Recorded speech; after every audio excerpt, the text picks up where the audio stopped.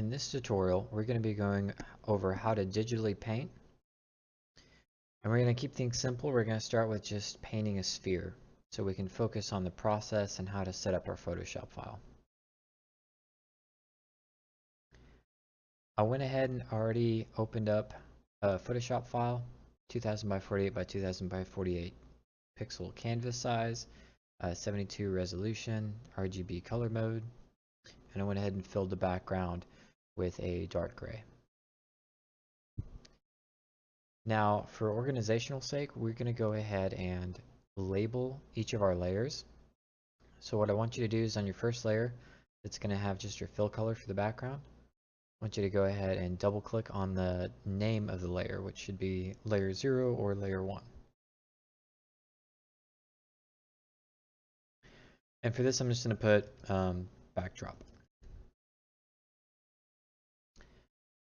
Okay, so the next layer, there's a couple of options for this. In this tutorial, we're going to be doing a silhouette. So I'm going to go ahead and change the name to Sil, S-I-L. And the reason there are a couple of options is that you could go ahead and do sketches, like digital sketching, and then you could do your silhouette layer, depending on how comfortable you are with silhouettes. And if you're not even really comfortable digitally sketching yet, you can always sketch out on a piece of paper, scan it in, and then start like outlining it with another sketch layer. But since this is just a sphere, we can go ahead and skip that sketching period. And we're going to go ahead and choose the brush tool. Make sure your opacity is set to 100. Your hardness shouldn't be set to 100. It should be close to it though, like I'm going to do 97. I'm going to increase the size of my brush. And I'm just going to left click once on my mouse. Now, if you just are using a graphics tablet, which I do recommend that you do if you have one. If you don't have one, you can always do these tutorials at school in the lab. But if you're using your graphics tablet and you touch and it makes a smaller circle than the size of the brush, then that means that you have pen pressure on. And to get around that, you can either turn it off or you can just use your mouse and just left click. Now this is a silhouette, and this is the layer that we're going to be creating most of our clipping masks for. So our first clipping mask that we're going to make, I'm going to go ahead and make a new layer, is going to be shading. So I'm going to name that layer shading. This is going to be a clipping mask, so I'm going to right click, create clipping mask.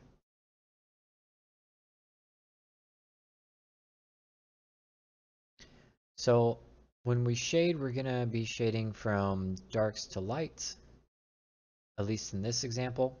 You can go from mid-tone and go darker and lighter, or you can start from the lightest tone and go darker. It just depends on what your preference is. But for this one, we're going to go lighter. So I'm going to switch my foreground color to the white. We're going to be doing some really smooth, gradual shading, so our opacity needs to be set down really low. I'm going to put it close to 10. And then we're going to need our hardness set all the way down to 0 as well. So we have a nice soft brush. Now, there's not really going to be a part of this sphere that is black. So I'm going to go ahead and do one pass just to get rid of any black that we might have. I've decided that my light source is in the top left corner, and it's going to be in front, so we're going to be able to actually see the highlight. So I'm going to go ahead and make my first pass, which is just going to be me tapping or clicking, and I'm going to make my brush smaller. My second pass, and I'm going to keep doing that same process over and over and over again.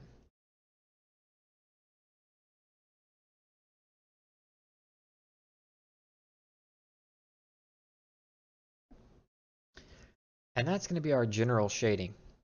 And what I mean by kind of general or basic shading is that it's very much like a gradient that goes linearly from one value to the other. And that means it's pretty evenly spread out. Um, Whenever you get to probably like the halfway mark of the sphere, you're actually going to have what was called a halftone. And a halftone means that the shading starts to get exponentially darker. And that's because the light isn't directly hitting the surface of the sphere in that area.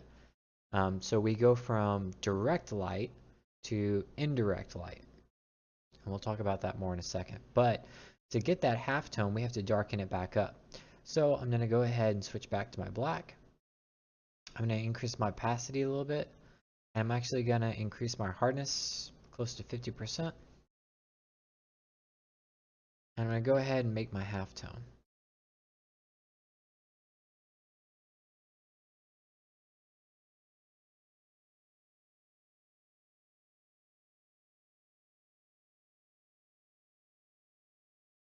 So this is where the light isn't directly hitting the sphere anymore, and it's getting exponentially darker.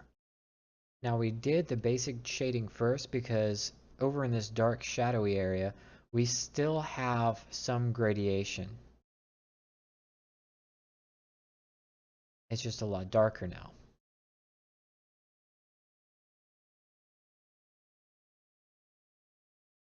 The next step we're going to do is we're going to make a shadow on the surface that the sphere is resting on. And that's going to help ground it.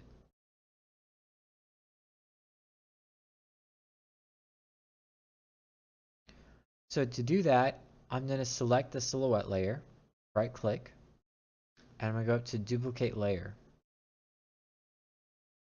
Now that broke the link with our clipping mask, and it always happens.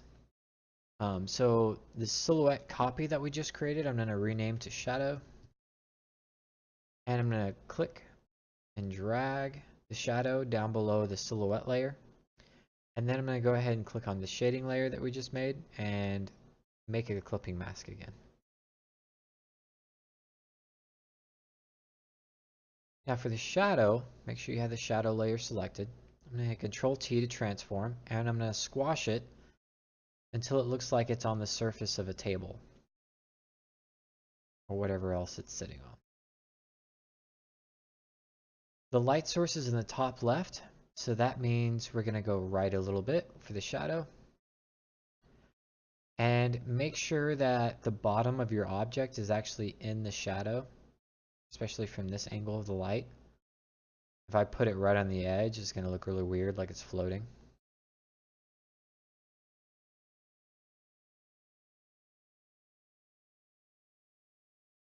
And our shadow is never going to be just solid jet black, but we'll go back to coloring it once we get to color a little later on.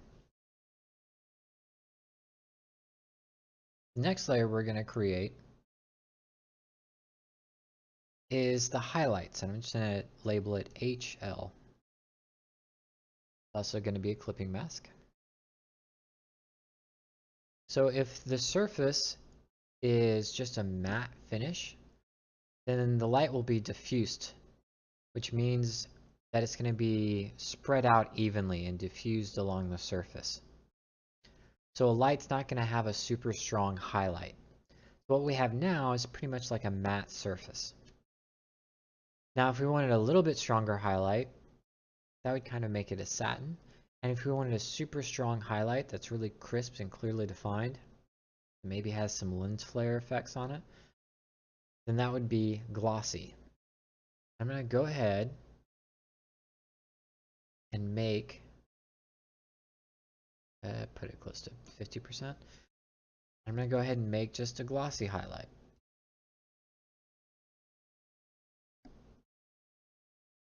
Now highlights depend on the shape of the surface and the shape of the light source.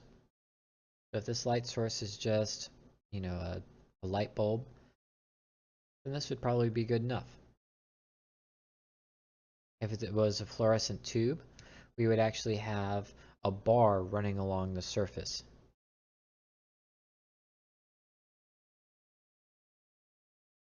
Now I'm going to reverse this a little bit. I'm going to go to a soft brush, And I'm going to lower my opacity down to close to 5%.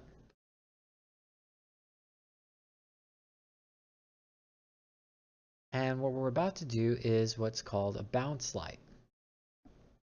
So if the top left is the light source, and let's say this sphere is on a countertop, the light source hits off the countertop and bounces back underneath and illuminates the bottom of the sphere. That's what a bounce light is. So if you have any object that's close to this sphere, it might be receiving some bounce light. So I'm going to go ahead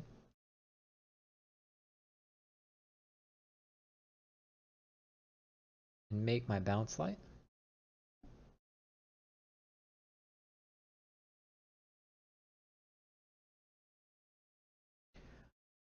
I actually like to go ahead and use transfer and pin pressure on this.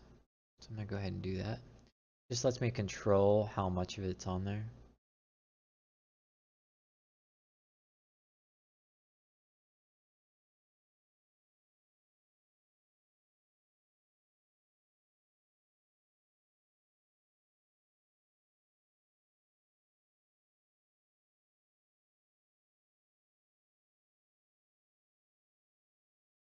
I like that a little better. So now our highlights are done. But just keep in mind that bounce light gets a little bit trickier when we start introducing colors. So if, let's say the light source is just white, the countertop is yellow, and then the sphere is blue. When that white light hits and reflects off of that yellow surface, it's going to change color. So now the light is going to be yellow. And blue mixed with yellow is going to start to become a little bit green. So this bounce light at the bottom of the sphere, it's actually going to color the sphere a little green. So just keep that in mind when you're thinking about colors and bounce light. You can have a really big surface like a wall, for instance, and you can have it painted red, and it's going to turn the whole room a little red, a little pinkish, if the rest of it's white. So next up we have is texture. So I'm going to go ahead and rename this layer to texture.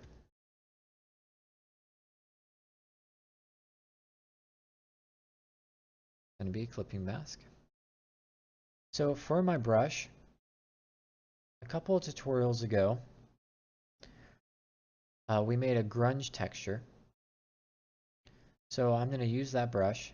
I'm going to change my opacity to like somewhere around 30. I'm going to change my brush preset. Redo some of the adjustments I did. So shape dynamics, scattering, transfer. Turn that pin pressure back to off for the opacity jitter.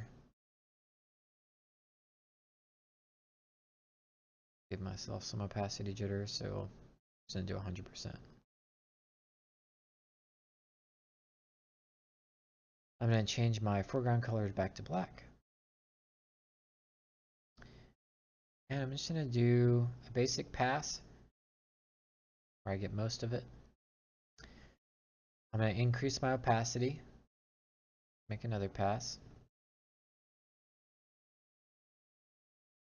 Increase my opacity again, and now I'm just going to do just a few flicks in certain places just to kind of get some distinctness to it. And then I'm going to change my blend mode, which is in the top left hand corner of the layers window, to overlay. By default it's set to normal.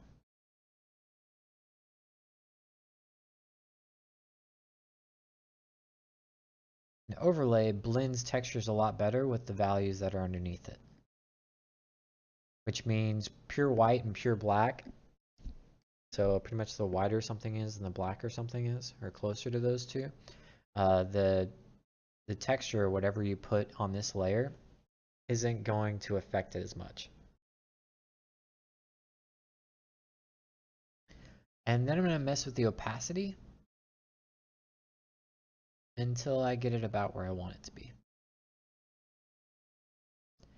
And as you can see, I kind of go back and forth until I find a nice middle ground.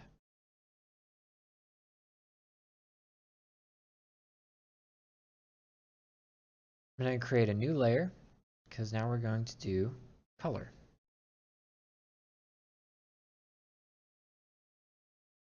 It's going to be a clipping mask. I'm going to change back to my default brush, all the way up at the top. Change my opacity to 100. And this sphere is going to be red.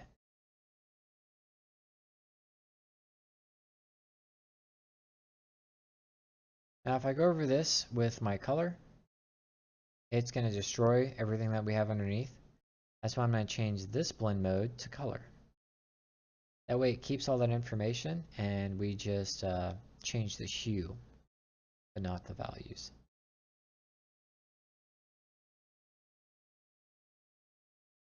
Now this color is really vivid. And that's not something I really want. So I'm going to go ahead, undo that. It undid my blend mode option as well, so I got to change that back to color.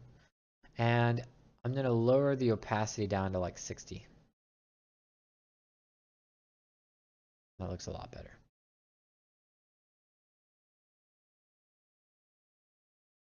So I'm going to say the light source is yellow. I'm going to pick a yellow. I'm going to lower my opacity a lot more, and then I'm going to change my brush back to a soft brush. And so if my light source is yellow, I'm going to kind of mimic what I did with the basic shading. Wherever the light source is, wherever it's the lightest on the sphere, I'm going to go ahead and just do a couple passes, making my brush smaller each time. That highlights yellow.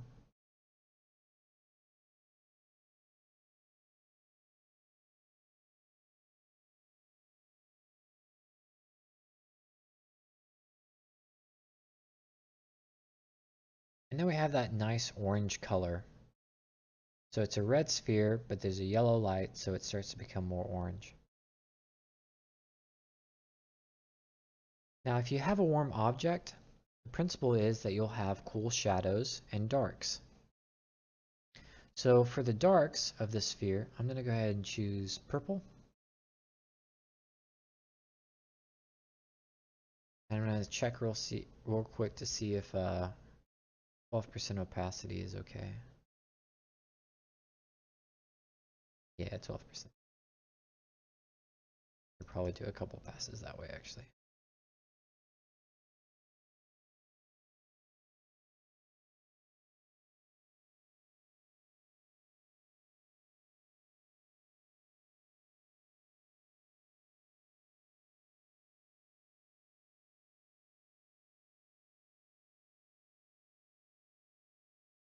So now this is really starting to pop.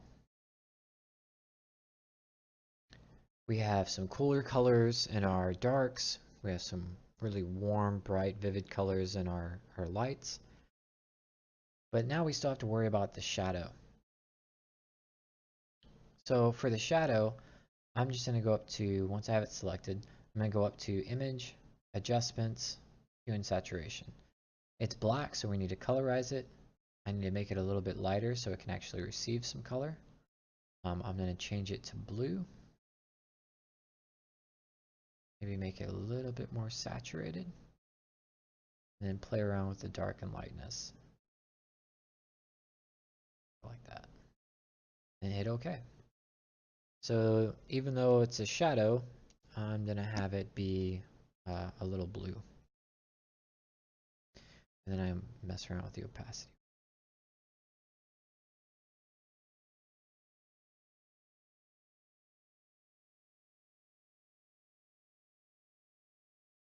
Okay, and so that's the basics of the digital painting.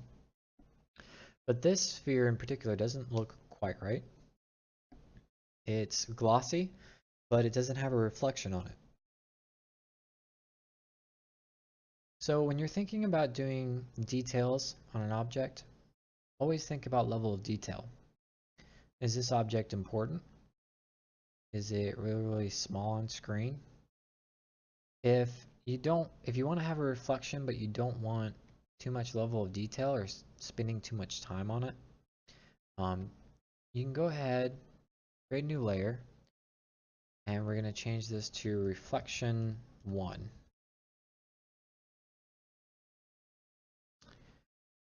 And for reflection 1, I'm just going to show you a really simple landscape.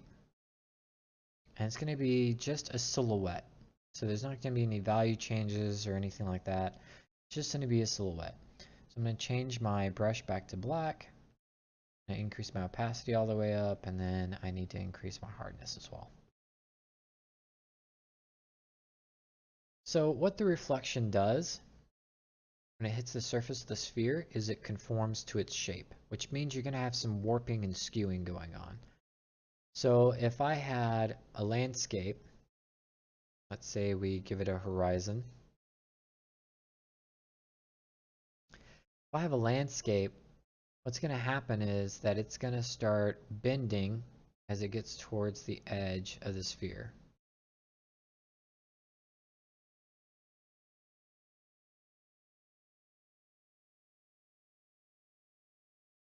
And it does the exact opposite below.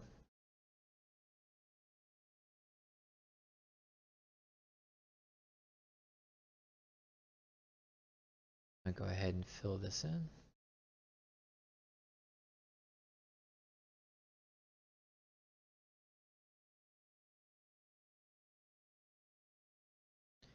going to switch to my eraser tool.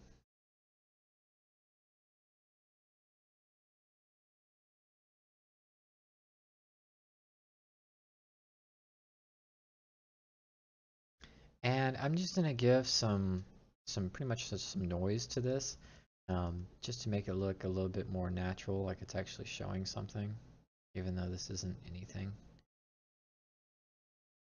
Maybe this is trees or something in the background.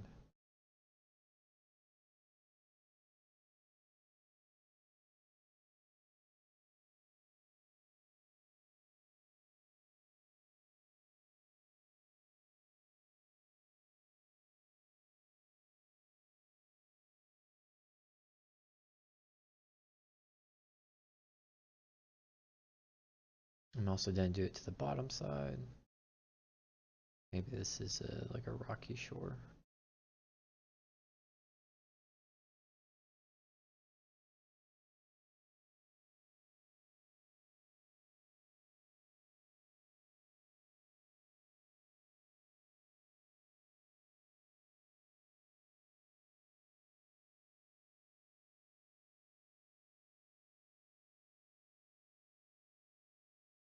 So it kind of looks like it's outside, right? And maybe it's like floating on a lake or on a dock or something. So with some atmospheric perspective applied, that means I need to change my eraser. I'll lower the opacity. And I'm going to make it a soft brush. Make it really big. And I'm going to start creating some atmospheric perspective, which just means the further back something goes, the more it kind of blends in with the atmosphere. And so I'm going to use the eraser tool for that effect, the same way we did shading. So I'm going to make one pass. I'm going to keep making my brush smaller for each pass.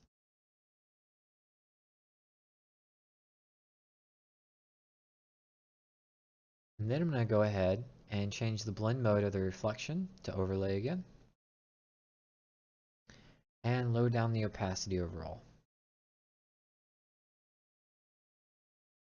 If I want it to be super strong, then that means it's highly reflective.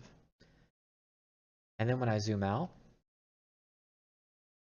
our sphere now has a very low detail reflection. Really good for something that's going to be small. That highlight now looks like a sun.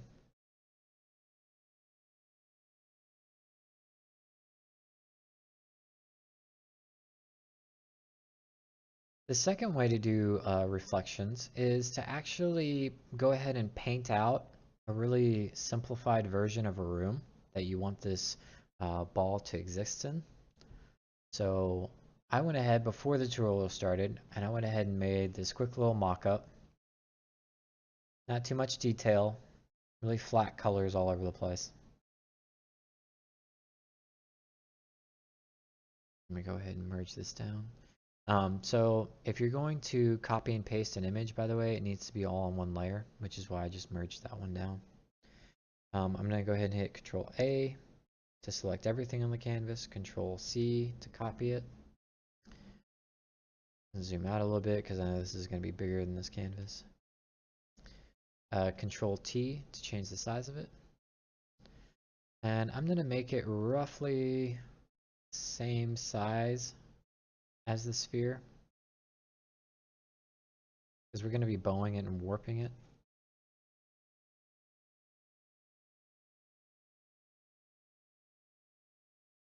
And now to warp it, I'm going to go up to Edit, Transform. It's a special type of transform called Warp. What Warp does is it creates a grid. And using this grid, you could change the shape and warp your selection. So you can move these little handles, what these little circles are. I'm going to go ahead and start making just kind of a general curvature. Kind of get it in the ballpark. The sphere or a circle.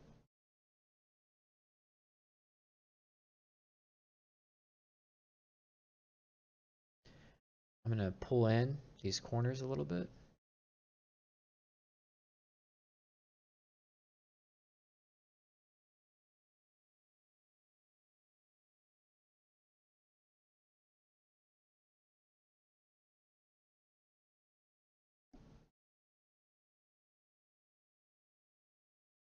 Mine was a widescreen shot, so I'm having to bow up the tops and the bottom a lot.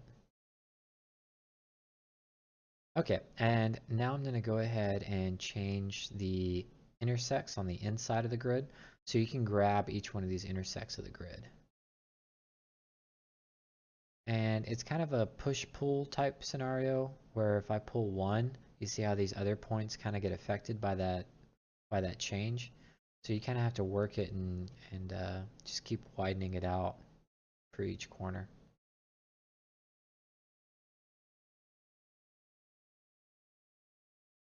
I think that's pretty good. So I'm going to go ahead and hit the checkbox up here, or you can press enter.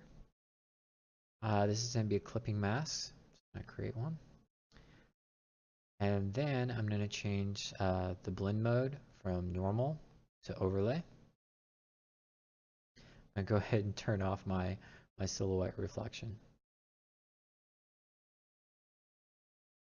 And then I can lower the opacity to lower the strength of the reflection if I wanted to, or I can increase it, make it really reflective.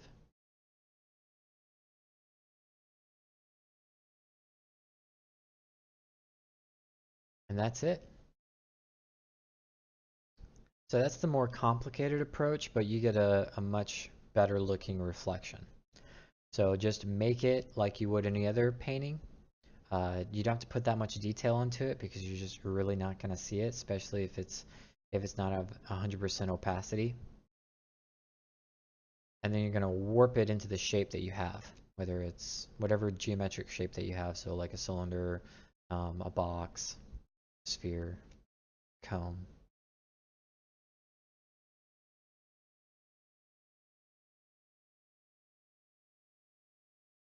And that's it for your first digital painting tutorial.